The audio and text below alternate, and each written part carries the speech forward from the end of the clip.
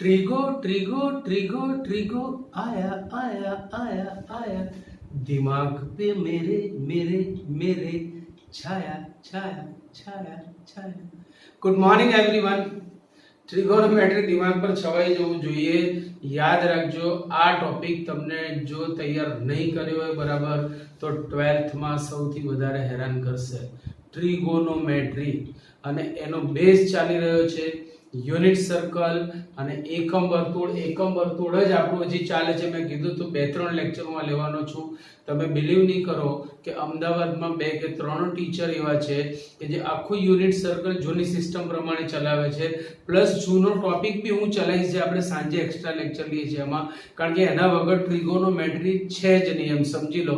એક ફોર્માલિટી પૂરી કરવી હોય ને તો આપણી એનસીઈઆરટી ની બુક ચલાવવાની, બાકી ખરેખર ટ્રિગો ભણાવવું હોય ને તો યુનિટ સર્કલ પણ ભણાવવાનું, એકમ વર્તુળ પણ ભણાવવાનું, અને જૂના અમુક શૂન્યનો ગણ, આવર્તમાન એવા બધા દાખલાઓ છે એ પણ ચલાવવાના, જે JEE માં છે। પાછા ગુજસેટમાં 11th નું સિલેબસ નહીં આવે, JEE માં 11-12th નું સિલેબસ છે, ગુજસેટમાં માત્ર 12th છે, but it will be helpful in GUJCET also, કારણ કે ગુજસેટમાં મેઇન લક્ષ વિકલન સંકલન છે, અને તમે બિલીવ નહીં કરો પણ વિકલન સંકલન અને લક્ષના 50% થી વધુ દાખલા ત્રિકોણમિતિ પર આધારિત છે।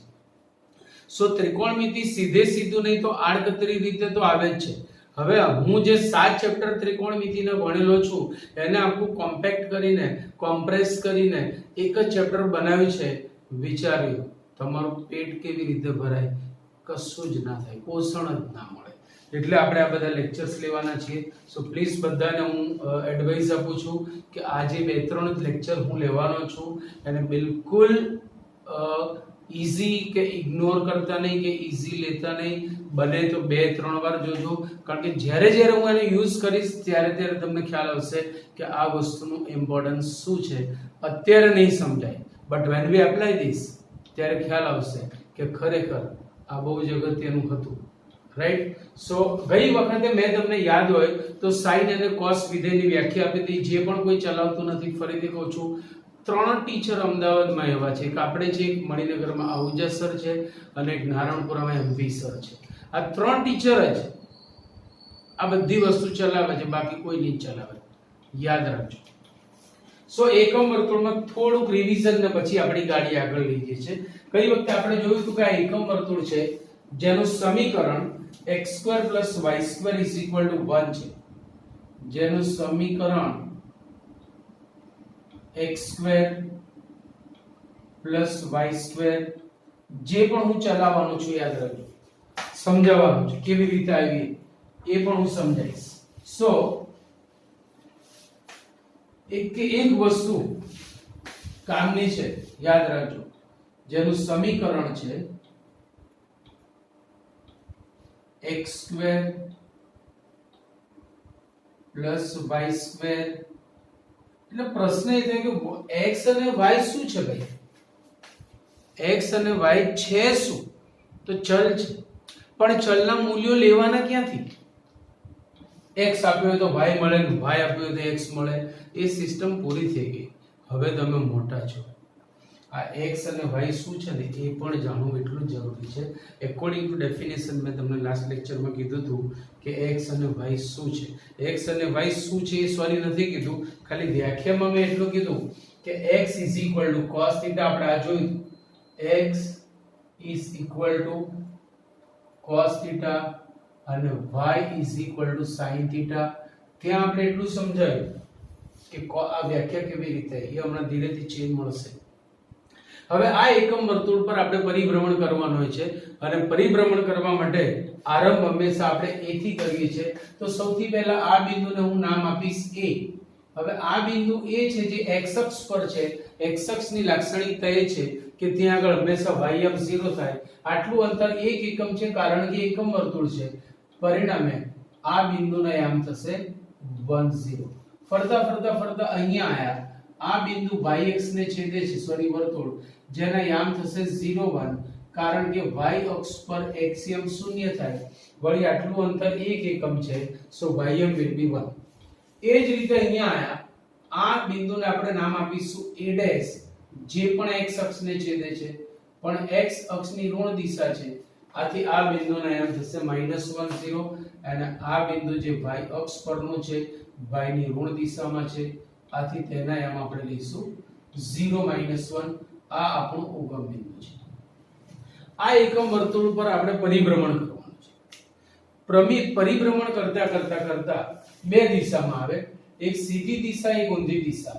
ઘડિયાળના કાંટાની વિરુદ્ધ દિશા એ આપણી સીધી દિશા છે અને ઘડિયાળના કાંટાની દિશા એ આપણી ઊંધી દિશા છે. શા માટે મેં એ પણ સમજાવ્યું હતું કે જો આ દિશામાં જઈએ તો આપણી એન્ટ્રી પહેલા ચરણમાં, પછી બીજા, પછી ત્રીજા, પછી ચોથામાં પડશે. જ્યારે આ દિશામાં ફરશો તો તમારી એન્ટ્રી પહેલા, ચોથા ચરણમાં, એટલે આખો ક્રમ તમને ઊંધો જોવા મળશે, આખો ક્રમ, રાઈટ? સો અત્યારે આપણે પરિભ્રમણ કરતા અહીંયા એને ઊભા રહ્યા, આ જગ્યાએ ઊભા છીએ, ગમી ગઈ છે, આપણે ત્યાં થોડો ટાઈમ પાસ કરવા માંગીએ છીએ એવી વાત થઈ હતી, પણ એ ખબર નથી કે આ જગ્યાનું નામ શું છે. હવે આપણને ખબર પડી ગઈ, એ જગ્યાનું નામ છે P. This is a point on unit circle અને એનું એડ્રેસ આવશે, એને એકમ વર્તુળ સાથે જોડશો તો જે ખૂણો બને that will be address of this point P theta. આને કહેવાય point on unit circle at theta angle. એકમ વર્તુળ પર થીટા ખૂણે રહેલું બિંદુ જેના કાર્ટેશિય યામ ધારો કે xy છે. હવે બરાબર સમજો, જે ટ્રેન આપણી ત્યાં જઈ રહી છે, ટ્રેનમાં તમે બેઠા છો, આ એવી ટ્રેન છે કે તમને ક્યાં લઈ જવાની છે ખબર નથી, પણ તમારે યાદ રાખવાનું છે કે આપણે ક્યાં થઈને ત્યાં સુધી પહોંચ્યા છે. ખાલી એન્ડ નહીં, ખાલી ડેસ્ટિનેશન નહીં, વચ્ચેના બધા સ્ટેશન્સ પણ યાદ રાખવાના છે. તો ધારો કે આના કાર્ટેશિયમ xy છે, કેમ મેં કાર્ટેશિયમ ધાર્યા? તો આ બિંદુ એકમ વર્તુળ પર છે, ગમે ત્યાં હોઈ શકે. ધારો કે P અહીંયા છે તો એ વખતે કાર્ટેશિયમ 1 0 થશે. ધારો કે આ બિંદુ અહીંયા છે તો એ વખતે કાર્ટેશિયમ 0 1 થશે. ધારો કે આ બિંદુ અહીંયા છે તો એ વખતે કાર્ટેશિયમ -1 0 થશે, 0 -1. તો શું ચાર જ બિંદુને કાર્ટેશિયમ મળે? ના, વર્તુળ પર બધા જ બિંદુઓને કાર્ટેશિયમ મળે. તો અત્યારે આના કાર્ટેશિયમ શું છે એ આપણને ખબર નથી, એટલે આપણે ધારી લીધા. પરંતુ આપણે cos અને sin ની વ્યાખ્યા પરથી સાબિત કર્યું કે x નું બીજું નામ છે cos θ અને y નું બીજું નામ છે sin θ. સો હવે બરાબર યાદ રાખજો, જે મેઇન પોઈન્ટ છે એ તરફ આપણે આગળ વધી રહ્યા છીએ કે p θ ને બે પ્રકારના યામ મળ્યા, કાર્ટેશિય યામ, ત્રિકોણમિતીય યામ. હવેથી આપણે cos θ sin θ ને ત્રિકોણમિતીય યામ કહીશું અને in very short time, remember it, physics વાળા આ વસ્તુનો ઉપયોગ કરશે. આ એક એકમ અંતરે બિંદુ છે એટલે 1 cos θ 1 sin θ કહેવાય. જો r ત્રિજ્યા વાળું વર્તુળ હોય ને તો r cos θ r sin θ આવશે જ. ફિઝિક્સ વાળા આ વસ્તુનો વેરી શોર્ટ ટાઈમમાં યુઝ કરશે, યાદ રાખજો. સો હવે p θ ને બે પ્રકારના યામ આવ્યા. હવે જે આપણે જવા માંગીએ છીએ બરાબર ધ્યાન રાખજો, p θ ને બે પ્રકારના યામ મળ્યા, કાર્ટેશિય યામ અને ત્રિકોણમિતીય યામ. બરાબર છે. બીજી વસ્તુ, આપણે જ્યારે એકમ વર્તુળ પર પરિભ્રમણ કરીએ છીએ ત્યારે અહીંયા અત્યારે જ્યારે a ઉપર છીએ ત્યારે ખૂણો 0 રેડિયન છે. અત્યારે આપણે રેડિયનમાં જ વાત કરીશું, અંશ માપમાં પછી એને કન્વર્ટ કરીશું. અંશમાં કન્વર્ટ કરવું એ આપણા માટે કઈ બહુ મોટી વસ્તુ નથી. અચ્છા, ફરતા અહીંયા આયા તો આ થયું π/2 રેડિયન, આપણે એ પણ જાણીએ છીએ. પછી અહીંયા આયા તો આ થયું પાઈ રેડિયન. આ બધી વસ્તુ મગજમાં છપાઈ જવી જોઈએ. એક લેક્ચર પૂરતી જ મેં તમને નથી આપી. It is four life time whenever you are studying in 11th 12th science, remember it. પછી ફરતા અહીંયા આયા 3π અને ફરતા અહીંયા આયા. Actually 0 and 2π are at the same place. બંને એક જ જગ્યાએ છે. બંનેના કાર્ટેશિયમ 1 0 જ મળશે every time, but the difference is only that કે આ પહેલા પરિભ્રમણનું ખૂણો છે, આ એક પરિભ્રમણ પૂર્ણ થયા પછીનો ખૂણો છે, means beginning of the second rotation or second revolution. બરાબર છે. સો આ વસ્તુ બી આપણે જાણીએ છીએ. આપણે તો એક જ પરિભ્રમણ મેં તમને બતાવ્યું. એક પરિભ્રમણ ને હું તો કહું છું n પરિભ્રમણની વાત કરો ને ભાઈ. n પરિભ્રમણ સુધી આપણે ચર્ચા કરી શકીએ છીએ. હવે મારે જે મુદ્દાની ચર્ચા કરવી છે એના માટેનું આખું બેકગ્રાઉન્ડ તૈયાર થઈ ગયું. સો બી રેડી, તૈયાર રહેજો. ચોપડીની આજે કોઈ જરૂર નથી. આંખો અને મગજ ખાલી અહીંયા રાખજો, બાકી કોઈ મને જરૂર નથી. તમારી બોડી ભલે કરે નહીં. હવે આપણે આ એકમ વર્તુળ પર પરિભ્રમણ કરવાનું ચાલુ કર્યું. પણ પરિભ્રમણ કરતા પહેલા બિગિનિંગ પોઈન્ટ મેં પકડ્યું. ધારો કે આપણું બિંદુ P અહીંયા છે. ધારો કે આપણું બિંદુ P અહીંયા છે, તો એ વખતે તે બનશે P0. બરાબર યાદ રાખજો, because point on unit circle at 0 angle. એકમ વર્તુળ પર 0 અંશને ખૂણે રહેલું બિંદુ. હવે જો આ P0 હોય તો એના ત્રિકોણમિતિય શું થાય? તો જો P થીટા હોય તો ત્રિકોણમિતિય cos થીટા sin થીટા. તો P0 હોય તો એના ત્રિકોણમિતિય શું થશે? cos 0 sin 0. ભેજે ભેજ આ રહી કે નહીં? અને કાર્ટેશિયન આમ તો 1 0 છે. તો અહીંથી એક સંબંધ જોવા ના મળ્યો કે ભાઈ આ જ બિંદુના આ ત્રિકોણમિતિય છે, આ જ બિંદુના આ કાર્ટેશિયન છે, તો ઓબ્વિયસ એમની વચ્ચે કોઈ રિલેશન હશે, and that relation is called, see, cos 0 is 1 and sin 0 is 0. બોલો, આ જ વસ્તુ 9માં કે 10માં ભણીને આવ્યા હતા, આપણે આજે સાબિત કરીએ છીએ. cos 0 is 1 and sin 0 is 0. પહેલી વસ્તુ તૈયાર. હવે ફરતા ફરતા ફરતા ફરતા અહીંયા આયા. એટલે આ બિંદુ થશે p pi by 2. it will be p pi by 2. બરાબર સમજો. pi by 2 રેડિયન જેટલું આપણે પરિભ્રમણ કરીને આયા, જેના કાર્ટેશિયન આપણી પાસે ઓલરેડી છે 0 1. હવે p pi by 2 છે તો એના ત્રિમિયામ શું થશે? બોલો, ત્રિમિયામ થશે cos pi by 2 sin pi by 2. આ એના ત્રિમિયામ થયા. તો એક જ બિંદુના કાર્ટેશિયન ત્રિમિયામ છે, so obvious there will be some relation between them. કયો રિલેશન છે? cos pi by 2 is 0, sin pi by 2 is 1. pi by 2 is radian measure, whereas degree is degree measure. અંશમાં 2 ડિગ્રીમાં છે. તો તમે અંશમાં જાણો છો કે cos 90 બરાબર 0 અને sin 90 બરાબર 1. આવું તમે ભણીને આયા છો. એ જ વસ્તુ અહીંયા સાબિત કરી દેજો. એ જ વસ્તુ, ખાલી ડિફરન્સ ઇઝ ઓન્લી ધેટ કે આપણે એને રેડિયનમાં અત્યારે વધારે ધ્યાનમાં કન્સિડર કરીએ છીએ. અંશમાં એટલે કે ડિગ્રી રોંગ નથી, but radian is much better. કારણ કે બધા જ લેખકો, ઓલ ધ ઓથર્સ, જે લોકોએ ટ્રિગોનોમેટ્રીની બુક લખી છે, માર્કેટમાં નહીં નહીં તો 10 થી 12 જાતની ટેક્સ્ટ બુક ટ્રિગોનોમેટ્રીની બુક મળે છે. આખી બુક છે, તમારું તો એક જ ચેપ્ટર છે. સો એ બુકમાં ઓલમોસ્ટ બધાએ રેડિયન ફોર્મ આપેલા છે, યાદ રાખજો. એટલે આપણે અત્યારે રેડિયનમાં અભ્યાસ કરવા માંગીએ છીએ.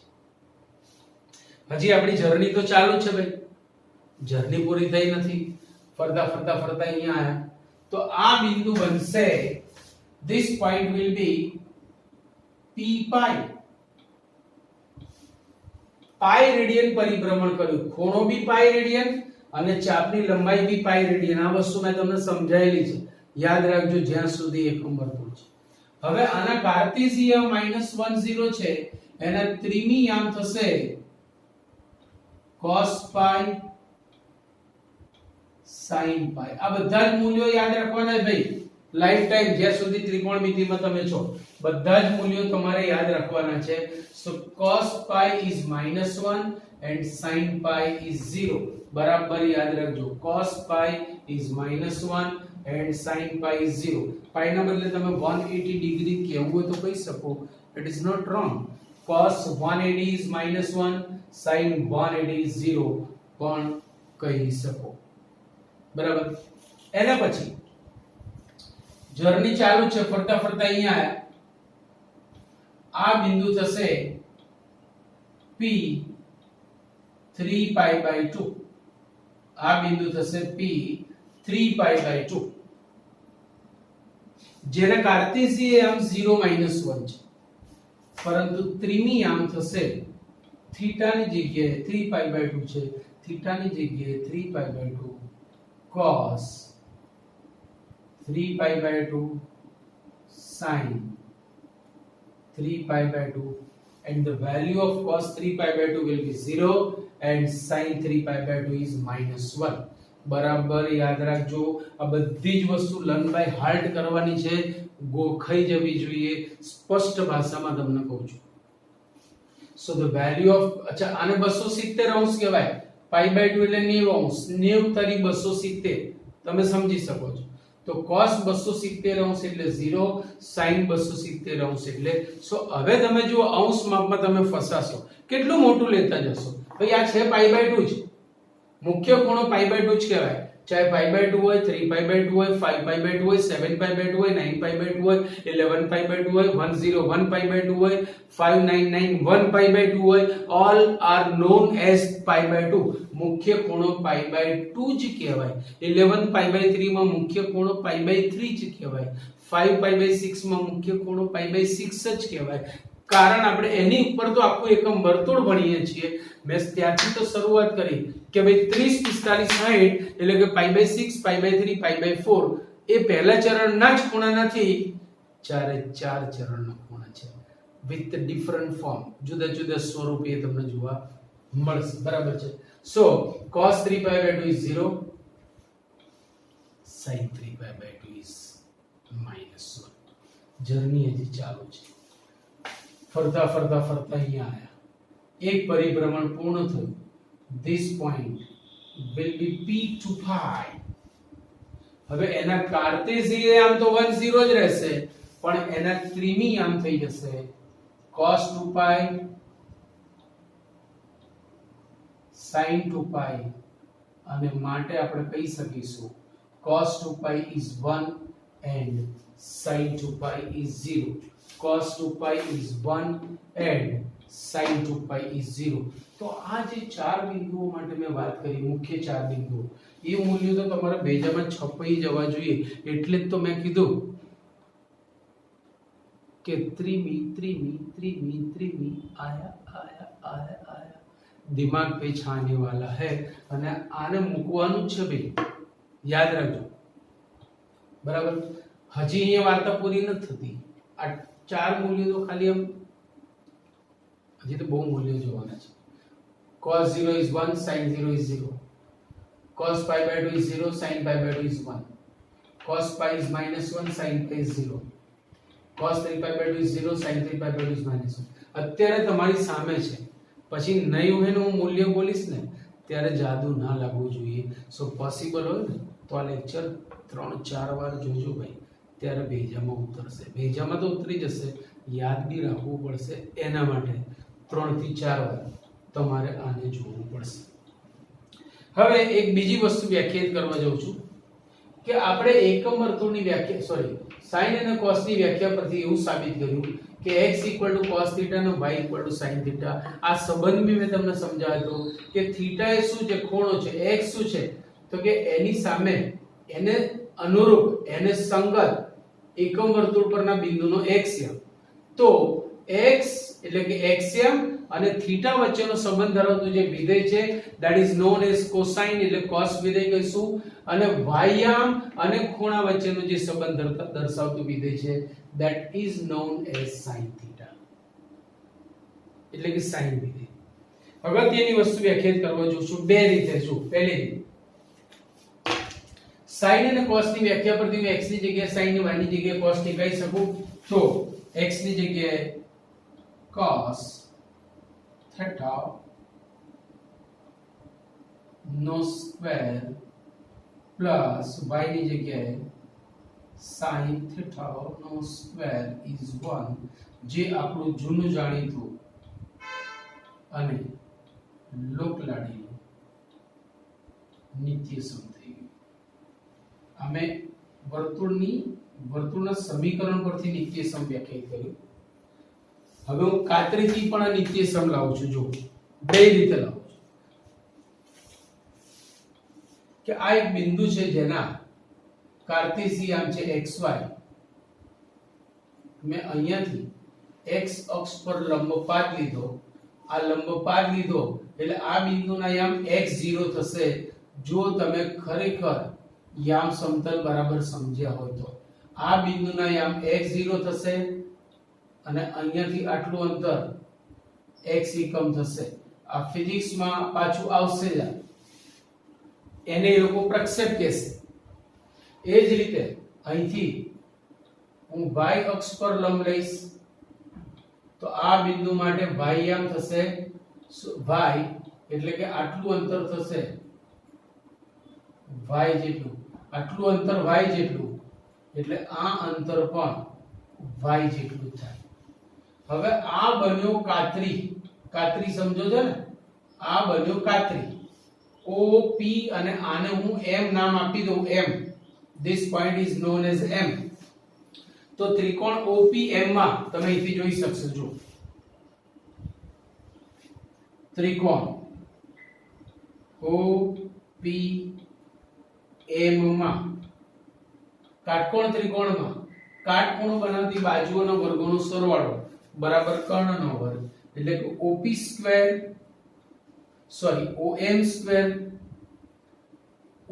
સ્ક્વેર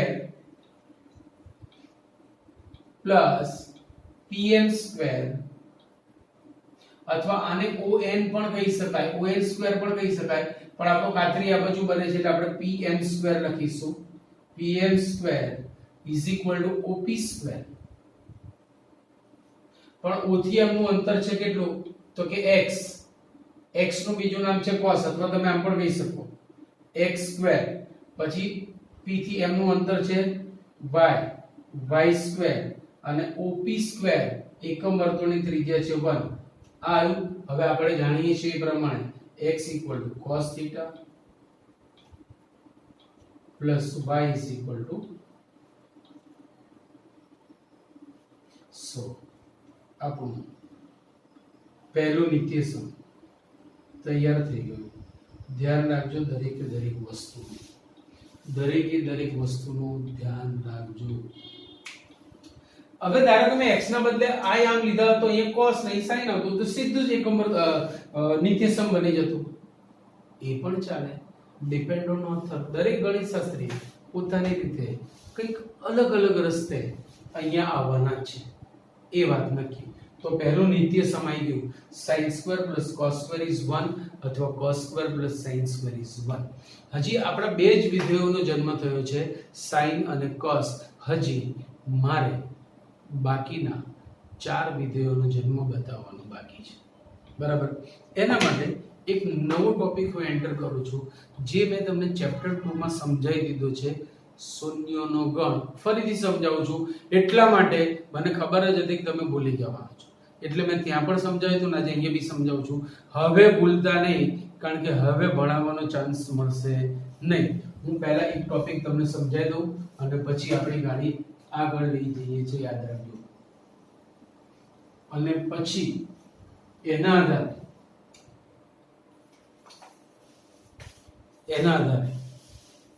આપણે બાકીના 4 વિધેયો વ્યાખ્યાયિત કરવાના છે.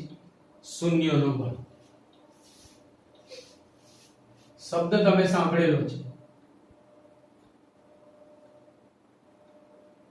અને ટોપિક પણ ભણેલા છો, પણ છતાં તમને નવું લાગતું હશે અત્યારે.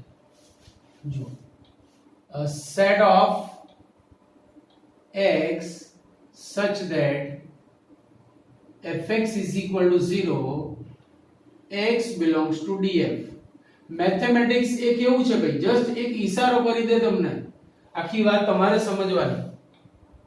એક ઈશારો જ કરશે એ તમને, સવિસ્તાર બધું નહીં સમજાવે. એ આપણી એબિલિટી હોવી જોઈએ, આપણામાં એ ગુણ હોવો જોઈએ. મેં તમને બીજા ચેપ્ટરમાં ખાસ કીધું છે કે x ના મૂલ્યોનો ગણ એટલે પ્રદેશ ગણ અને fx ના મૂલ્યોનો ગણ એટલે વિસ્તાર ગણ. પણ હજી તમે એ ટોપિકને બરાબર પચાવી નથી શક્યા, ગેરંટી. કારણ કે હજી તો 12માની અંદર પણ મારે આની અંદર ઘણો બધો પ્રકાશ પાડવો પડશે, પછી તમને એ વસ્તુનો ખ્યાલ આવશે. સો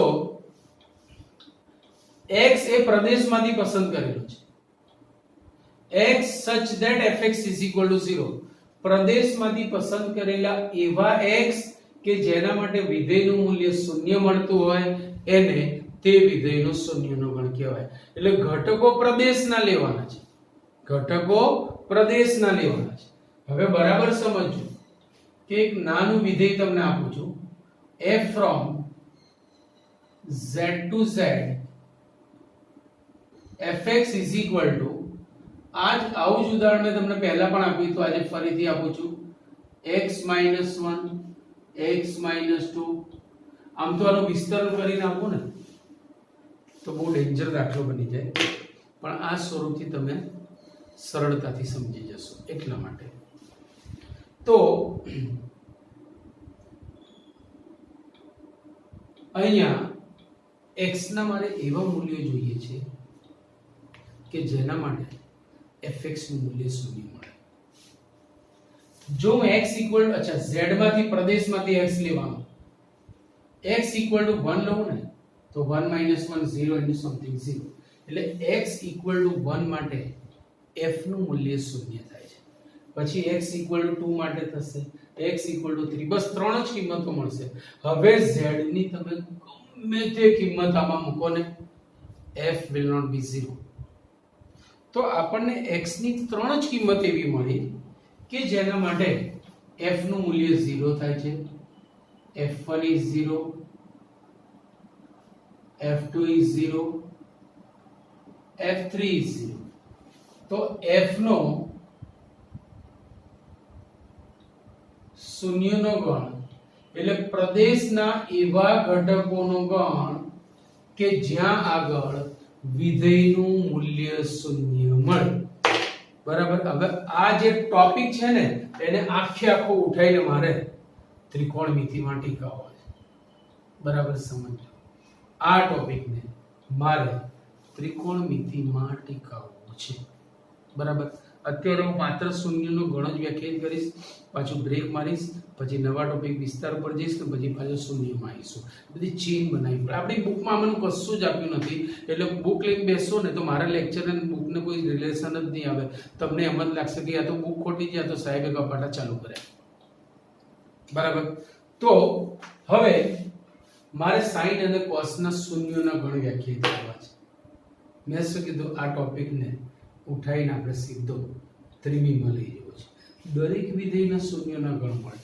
દાખલા તરીકે હું એમ કહું કે માર્કેટમાંથી એક વિધેય મને આવું મળ્યું, f is function mapping from n to z and fx is equal to x plus 1. આનો શૂન્યનો ગણ ખાલી ગણ છે. મળશે જ નહીં શૂન્ય. બની શકે શૂન્યનો ગણ ખાલી ગણ. શૂન્યના ગણનો અભ્યાસ થાય, ઘટક ના હોય તો એને ખાલી ગણ કહેવાય. એવું ના કહેવાય કે શૂન્યનો ગણ અસ્તિત્વ, ખાલી ગણ એ શૂન્યનો ગણ છે. બરાબર સમજો. આપણો જવાબ ચોક્કસ હોવો જોઈએ. રાઈટ. સો હવે મારે સાઈન અને કોસ વિધેયના શૂન્યના ગણ લાવવા છે. તો એના માટે તમે જુઓ, sin 0 0, sin pi by 2 1, sin pi 0, sin 3 pi by 2 minus 1. હવે આ એક જ પરિભ્રમણની વાત થઈ. આ વાત થઈ માત્ર એક પરિભ્રમણની. આપણે તો n પરિભ્રમણ કરી શકીએ છીએ. we have license to rotate on unit circle for n times. even though તમે ઊંધી દિશામાં પણ n પરિભ્રમણ કરી શકો છો. તો દરેક વખતે આપણે અભ્યાસ કરવો છે, એટલે અભ્યાસને આપણે વ્યાપક સ્વરૂપમાં લઈ જવો છે. દરેકનો અલગ અલગ અભ્યાસ કરવા જઈશું તો કર્યું. અભ્યાસને આપણે વ્યાપક સ્વરૂપમાં લઈ જવું છે. બરાબર છે. મારે સાઈન નો શૂન્યનો ગણ જોઈએ છે. જોજો બરાબર ધ્યાન રાખજો દોસ્તો, બહુ જ અઘરો ટોપિક ચાલી રહ્યો છે.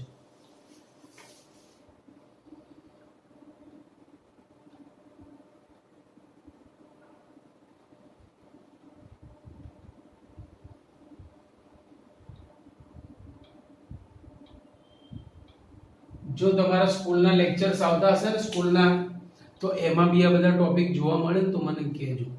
અને મળશે તો બી કેવા ઉપરથી શું કરતા જતા રહેશે.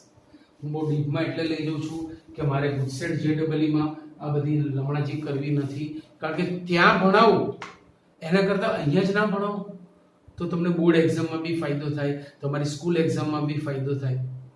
સો સાઇન વિધેયનો શૂન્યનો ગણ એટલે એવા પ્રદેશના ઘટકોનો ગણ કે જેના માટે સાઇન શૂન્ય થાય, પ્રદેશના એવા ઘટકોનો ગણ.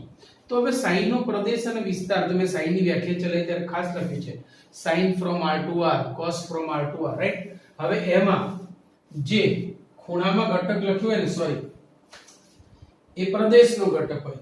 cos θ = x, આપણે આમ લખીએ છીએ ને, fx = y, તમે યાદ કરજો વ્યાખ્યા. fx તો આપણે અહીંયા લખીએ છીએ cos θ એવું, એટલે થીટા પ્રદેશનો ઘટક થયો અને x એ તેના સહપ્રદેશનો ઘટક થયો. x ના મૂલ્યો હંમેશા સહપ્રદેશમાં મળશે અને થીટા તમારે હંમેશા પ્રદેશમાંથી લેવાનો. બરાબર, ધીરે ધીરે ભેજામાં નાખજો ભાઈ. fx = y માં x પ્રદેશમાંથી લખે છે. હવે f ની જગ્યાએ નિશ્ચિત વિધેય આવ્યું, કોસાઇન વિધેય. સાઇન લખો તો x ની f ની જગ્યાએ નિશ્ચિત સાઇન વિધેય આવ્યું. હું તમારા સ્કૂલના કે ટ્યુશનના વર્ગમાં આવીને એમ કહું કે કોઈ એક વિદ્યાર્થી આવે અને આટલું કામ એને કરવાનું છે તો પ્લીઝ બહાર આવે, તો મેં જનરલ વાત કરી. પણ હું નામ લઈને કહું કે ભાઈ નવીન તું આય અને આટલું કામ કર, તો મિત તું આવીને આ કામ કર, તો ધ્યેય તારે આ કામ કરવાનું છે, તો સાક્ષી તારે આટલું કામ કરવાનું જ છે, તો પ્રાંશી તું કાલે કેમ આમ કરી નથી આવી, તો એ નિશ્ચિત વાત, હું નામ લઈને વાત કરું છું નિશ્ચિત. બટ વેન આઈ સે કે એક વિદ્યાર્થી આટલું કરવાનું છે, સો એનીવન કેન ડુ ઇટ. હું જ્યારે f લખું છું ત્યારે વ્યાપક વાત છે, બધા જ વિધેયો આવી જાય. બટ વેન આઈ સે sin or cos means we are talking about particular function. અત્યારે હું cos લખીશ તો cos ની વાત ચાલી રહી છે, sin લખીશ તો sin ની વાત ચાલી રહી છે. બહુ ડીપ વસ્તુ છે આ ભાઈ. અંદર જશે ટપલી મારીને પાછી નીકળી જશે, એને પકડી રાખવાની છે, આપણે દિમાગની અંદર પકડી રાખવાની છે. આપણે ઘેર ગેસ્ટ આવે ચા નાસ્તો કરીને કે જમીન જતા રહે એવું એને ગેસ્ટ નથી બનાવવાનું. દરેક ટોપિકને આપણે permanent member of the family બનાવવાનું છે, રાઈટ. આપણા બ્રેઇનમાં એને પરમેનન્ટ મેમ્બર તરીકે લેવાનું છે. સો યાદ રાખજો કે આપણે આમ લખવું જોઈએ પણ આપણે આવું લખીએ છીએ, ગણિત શાસ્ત્ર એટલે છૂટ આપી છે. સો ખરેખર f ની જગ્યાએ cos છે, x ની જગ્યાએ θ અને y ની જગ્યાએ x છે. બરાબર વસ્તુ બેજામાં મૂકી રાખજો. સો થીટા હવે બરાબર સમજો કે x નું મૂલ્ય 0 થાય એવા થીટા ના ઘટકોનો ગણ. આવી જ રીતે આપણે જાણીએ છીએ ને y નું મૂલ્ય 0 થાય એવા થીટા ના ઘટકોનો ગણ. થીટા એ પ્રદેશમાંથી લેવાનો છે, x અને y એ તમને સહપ્રદેશમાંથી મળશે.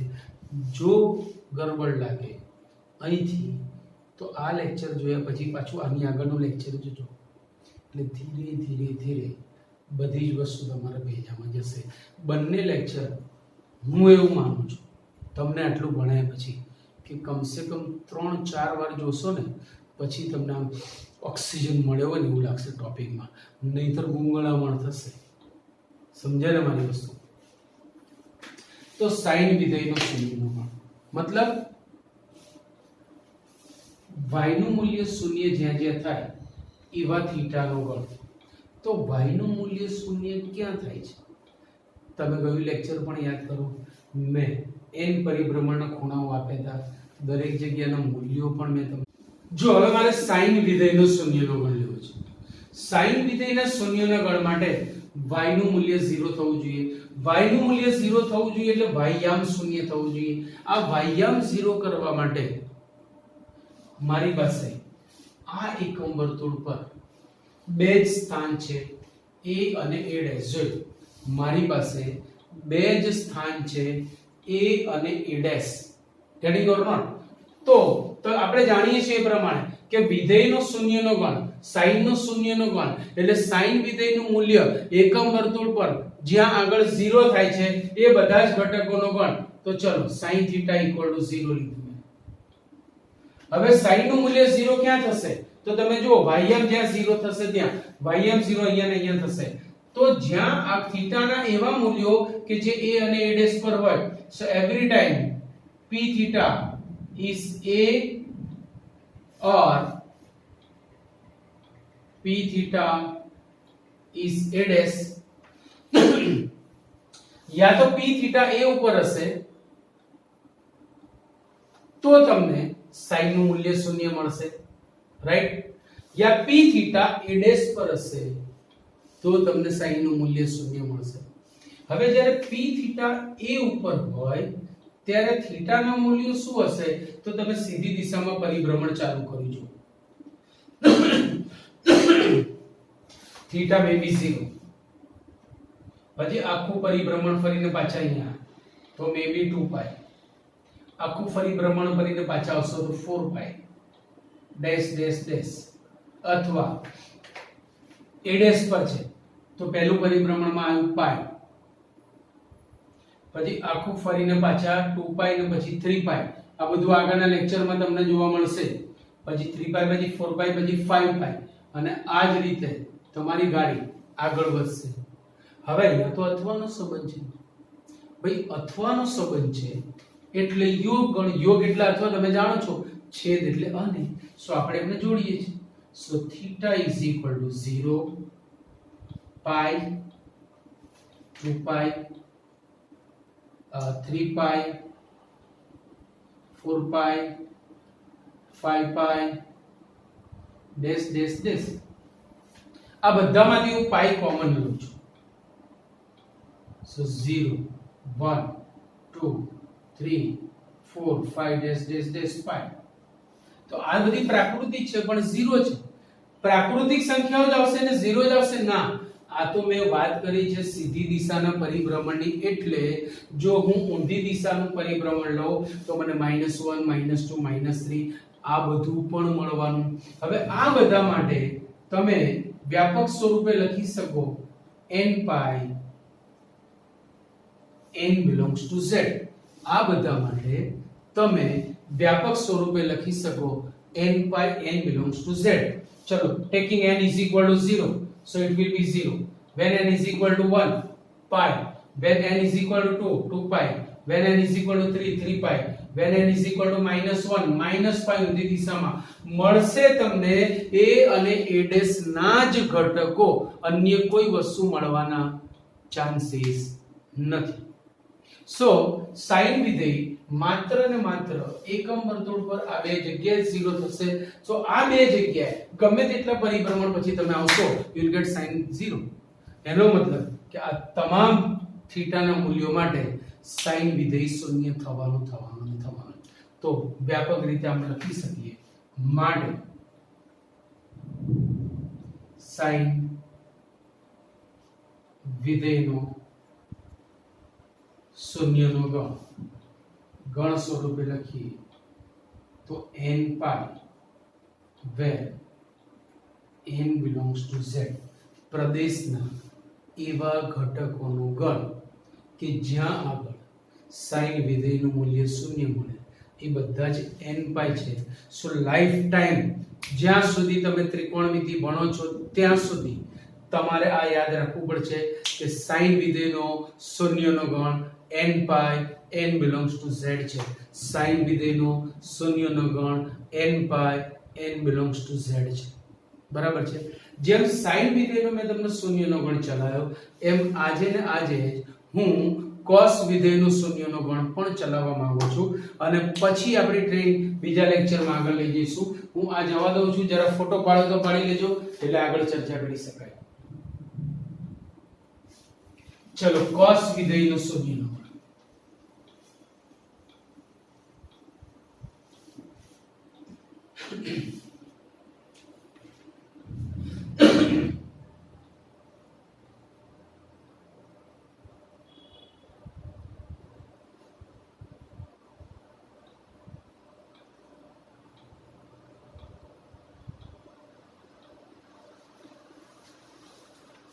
કોસના પ્રદેશના એવા ઘટકોનો ગણ, કોસ વિધેયના પ્રદેશના એવા ઘટકોનો ગણ કે જ્યાં આગળ કોસનું મૂલ્ય શૂન્ય મળે.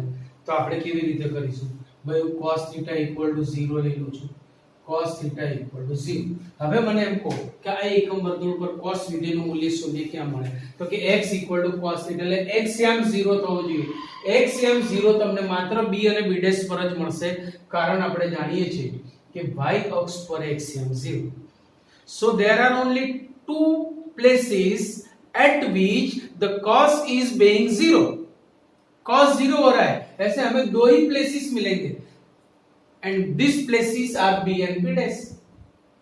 तो હું આમ લખીશ કે જ્યારે થીટો या तो b ઉપર હશે या तो b dash પર, થીટો નહીં પણ p theta. So p theta is either b or p theta is b dash. On these two places cos will be 0. p theta જ્યારે b ઉપર હશે ત્યારે થીટા ના મૂલ્યો કેવા હશે, જો તમે ફરતા ફરતા અહીંયા, સો મે બી π/2, પછી આખું ફરી 3π/2 ને પછી પાછું આવશે 5π/2, પછી 7 ને પાછું 9π/2. આ થઈ વાત સીધી દિશાની. ઊંધી દિશાની ચર્ચા પછી કરીશું. और theta is equal to when you are on b dash, तो ફરીને અહીંયા 3π/2, પછી 5 ને પછી 7π/2, પછી 9 ને પછી 11π/2 ડેશ ડેશ ડેશ. ભાઈ અથવા એટલે યો, સો ધેરફોર योग એટલે બેવને ભેગું કરી દઈએ. theta is equal to π/2, then 3π/2, then 5π/2, then 7π/2, then 9π/2, then 11π/2, then this બધામાં π/2 કોમન છે, હું બધામાંથી π/2 કોમન લઉં છું. So 1 3 5 7 9 11 dash dash dash π/2. હવે આ તો બધી અયુગ્મ સંખ્યાઓ આવી અને અયુગ્મ સંખ્યાનું વ્યાપક સ્વરૂપ મેં તમને લાસ્ટ લેક્ચરમાં આપેલું છે. અયુગ્મ સંખ્યાનું વ્યાપક સ્વરૂપ મેં તમને લાસ્ટ લેક્ચરમાં આપેલું છે. તો આ મેં માત્ર સીધી દિશા લીધી છે એટલે ધન છે. જો ઊંધી દિશા લઉં ને તો ઋણ પણ આવે, એટલે બધું ભેગું કરીને આપણે આમ લખી શકીએ 2n + 1 π/2 n belongs to z. 2n + 1 π/2 n belongs to z. આ થીટાના એવા મૂલ્યો છે કે જ્યાં આગળ મિસ્ટર cos 0 થશે, માટે cos વિધેય શૂન્યનો ગણ is equal to set of 2n + 1 π/2 n belongs to z થાય. તો દોસ્તો યાદ રાખજો આટલી વસ્તુ, બહુ જ ઇમ્પોર્ટન્ટ આજનું આ લેક્ચર હતું. અને હજી આ જ લેક્ચર આ જ ગુણમાં કન્ટિન્યુ કરવાનું છે, કારણ કે આ બધી જ વસ્તુ કોરિલેટેડ છે. હવે એક સાથે હું આટલી બધી વસ્તુ ચલાવી દઈશું ખીચડો થઈ જશે. હજી આગળનું લેક્ચર મેં તમને કીધું એમ તમારે આ બંને લેક્ચર કમસે કમ 3 વાર જોવા પડશે, અને પછી જ આપણી આ વસ્તુનું તમને કનેક્શન સમજાશે. અને હું જ્યારે એને એપ્લાય કરીશ ને ત્યારે ખરેખર તમને મજા આવશે કે ઓહો આ તો રમકડા જેવું છે. તમે જોજો તમારા મિત્રોને એટલે ખ્યાલ આવશે કે કેવા કન્ફ્યુઝ થાય છે. આ બધી એમને વસ્તુ નથી કરાવતો બેટા, બાકી આમાંનું કઈ તમને ના કરાવું દાખલા કરવાનું આવડી જશે. તમને એવું લાગશે ત્રિકોણમિતિ તો બહુ મસ્ત છે, મજા આવી ગઈ, પણ યાદ રાખજો એક્ઝામના દિવસે ગાળો છે. સો આપણે એકલી 11th ની એક્ઝામ, એકલી બોર્ડ એક્ઝામ, એકલી ગુજસેટ કે એકલી JEE ની વાત નથી કરતા, આપણે બધાની ભેગી વાત કરીએ છીએ. બરાબર? તો આજે અહીંયા સુધી રાખીએ છીએ દોસ્તો. આવતી વખતે બાકીના વિધેયોનો પણ જન્મ કરવાનો છે અને એક નવો ટોપિક આપણે એન્ટર કરવાના છે, વિસ્તાર ગણ. જે પણ વિધેયનો ટોપિક છે એને ઉઠાઈને આપણે ત્રિવિમ લાવવાનો છે. બરાબર? સો ત્યાં સુધી બધાને all the best. See you. By.